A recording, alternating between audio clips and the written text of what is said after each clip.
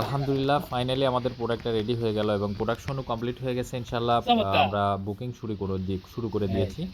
তো আপনারা যারা প্রি অর্ডার করেছিলেন তাদের প্রোডাক্ট আগামীকালকে বুকিং হবে এবং এখন যারা অর্ডার করবেন তারা নিয়মিতই প্রোডাক্টগুলা পেতে থাকবেন। তো এটা সেটআপ কিভাবে করে সেটা একটু দেখাই দিই প্রথমেই, তারপর কাজের ভিডিও দেখাবো।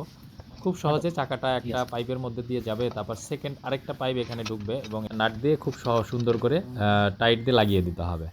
ব্যাস আপনার প্রোডাক্টটা রেডি হয়ে গেল। তো আমরা এখানে কিন্তু খুব মজবুত ৩ মিলি শীট ব্যবহার করেছি। এটা বেঁকে যাবে না এবং খুব সহজে মরিচা ধরে নষ্ট হয়ে যাবে না। এবং পেছনে আমরা ৬ ইঞ্চি সাইজের হেভি চাকা ব্যবহার করেছি। এই চাকাটার ওজন আছে প্রায় ১ কেজি।